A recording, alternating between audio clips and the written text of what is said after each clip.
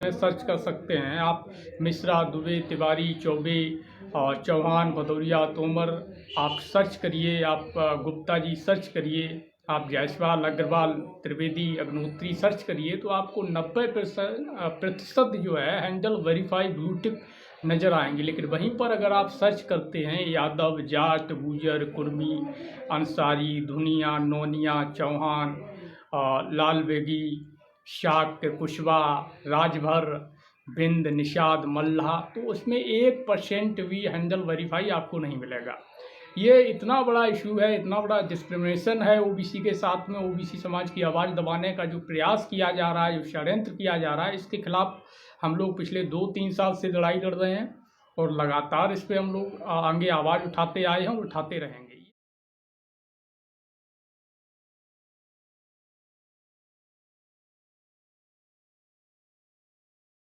जय मंडल, जय ओबीसी साथियों। मैं अनुरोध सिंह विद्रोही, राष्ट्रीय अध्यक्ष मंडल आर्मी। दोस्तों, आज मैं आपको एक विशेष गंभीर मुद्दे के बारे में जानकारी देना चाहता हूँ। मंडल आर्मी ने कुछ दिनों पहले राष्ट्रीय पिछड़ा वर्ग आयोग को एक पत्र लिख करके ट्विटर, फेसबुक, इंस्टाग्राम जो सोशल मीडिया साइट है, micro blogging social media platform है, इनके द्वारा जो ओबीसी समाज के साथ भेदभाव किया जा रहा है उसको लेकर के पत्र लिखा था, उस पर हस्तक्षेप की मांग की थी। तो पिछड़ा वर्ग आयोग ने मामले को गंभीरता से लेते हुए इलेक्ट्रॉनिक और सूचना प्रौद्योगिकी मंत्रालय को पत्र लिखा है और मामले में 15 दिन के अंदर जवाब देने की मांग की है। और पत्र उसमें स्पष्ट किया है आयोग ने, यदि जवाब नहीं मिलता है तो वो अपनी न्यायिक शक्तियों का प्रयोग करके सुनवाई करने का निर्णय लेंगे। ये जो लेटर है, एनसीवीसी का लेटर है, ये बहुत गंभीर इशू है।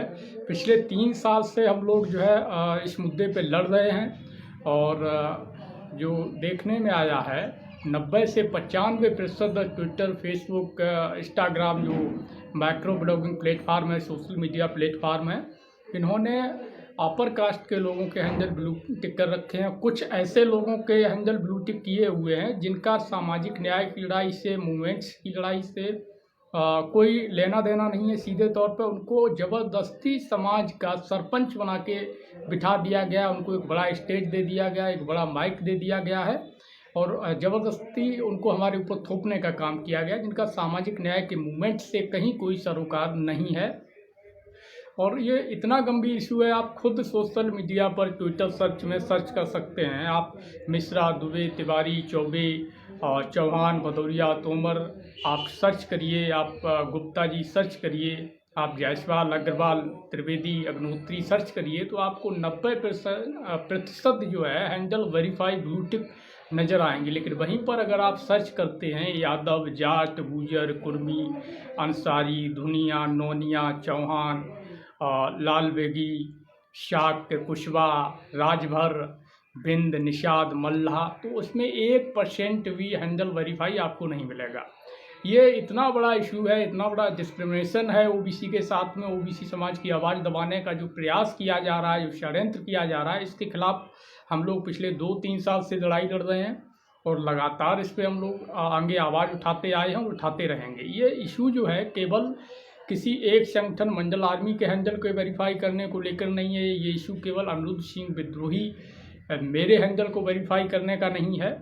और ये मामला जो है ओबीसी समाज के जितने संगठन चल रहे हैं उनमें से किसी भी संगठन का ट्विटर के द्वारा जो सामाजिक न्याय की लड़ाई लड़ते हैं, जो पिछड़ों की आवाज़ उठाते हैं, उनके शोषण के खिलाफ लड़ते हैं, उनको हक दिलाने के लिए, मंडल कमीशन की रिपोर्ट को लागू कराने के लिए, जातिवार जनगणना कराने के लिए, जनसंख्या के अनुपात में रिजर्वेशन को लागू कराने की जो लड़ाई लड़ते हैं, उनमें से किसी भी सामाजिक संगठन का हैंडल ट्विटर के द्वारा, फेसबुक के द्वारा, इंस्टाग्राम के द्वारा ब्लू टिक वेरीफाई नहीं किया गया है और ना ही किसी संगठन के नेता का हैंडल वेरीफाई किया गया है।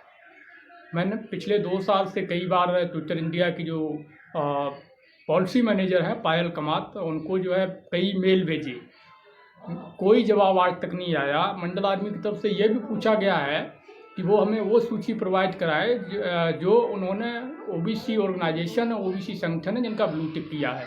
मैं गारंटी से कहता हूँ आज तक ट्विटर ने, फेसबुक ने, इंस्टाग्राम ने एक भी ओबीसी समाज के संगठन या उसके नेता को ब्लू टिक दे करके उसको आइडेंटिफाई नहीं किया है। इसका खामियाजा हमें भुगतना पड़ता है।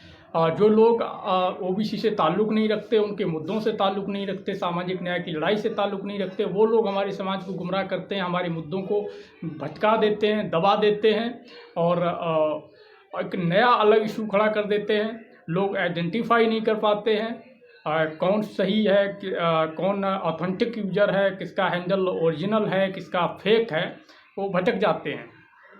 और जो वेरीफाई हैंडल होता है उनका रीच, फॉलोअर और लोगों के जुड़ने में भी, उनको आइडेंटिफाई करने में आसानी होती है। तो ट्विटर के द्वारा, फेसबुक के द्वारा एक ज़बरदस्त जो भेदभाव किया जा रहा है, इसके खिलाफ हम लोग लड़ाई लड़ रहे हैं। और सबसे बड़ी बात ये है कि इतना बड़ा इशू होने के बाद एनसीबीसी राष्ट्रीय पिछड़ा वर्ग आयोग के मामले को संज्ञान में लेने के बावजूद, कार्रवाई का जो है आदेश देने के बावजूद भी जो ओबीसी के नेता हैं, जो पॉलिटिकल पार्टियां हैं, वो एकदम शांत हैं। उसका कारण है कि जो ओबीसी के नेता हैं, इनको सबसे ज़्यादा डर ओबीसी की जागृति से लगता है। ये ओबीसी के नाम पर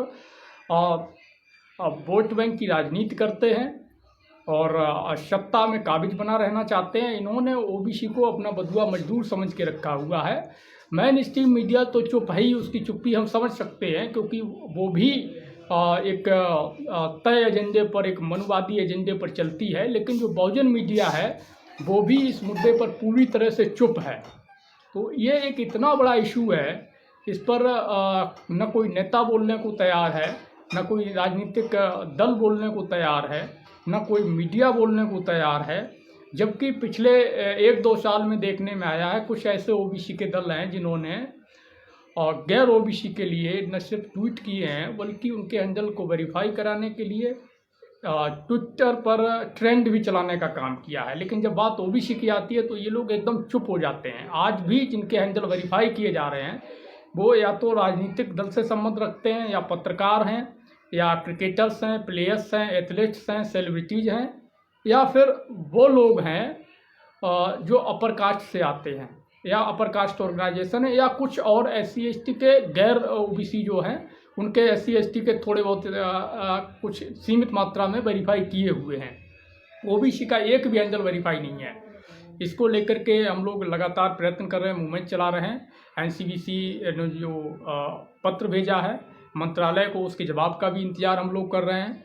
और यदि ट्विटर, फेसबुक, इंस्टाग्राम जो यहाँ पर बिजनेस कर रहे हैं, जो माइक्रो ब्लॉगिंग प्लेटफार्म हैं, जो विदेशी कंपनियां हैं यहाँ पर बिजनेस कर रही हैं, अगर वो अपनी नीतियों को 85%, 90% जो शोषित, वंचित, पिछड़ा समाज है, जो 65% जो ओबीसी समाज है और SC/ST समाज है, किसान समुदाय है, दलित समुदाय है, आदिवासी समुदाय है, उसके अनुकूल अपनी नीतियों को नहीं बनाता है, उसके अनुकूल व्यवहार नहीं करता है, और उससे जो ओबीसी के साथ में जो सबसे बड़ा भेदभाव, उसकी आवाज़ को दबाने का जो षड्यंत्र कर रहा है, उसको यदि ये बंद नहीं करता है तो निश्चित तौर पर हम लोग इसको यहाँ इंडिया में बैन करने की मांग करेंगे। क्योंकि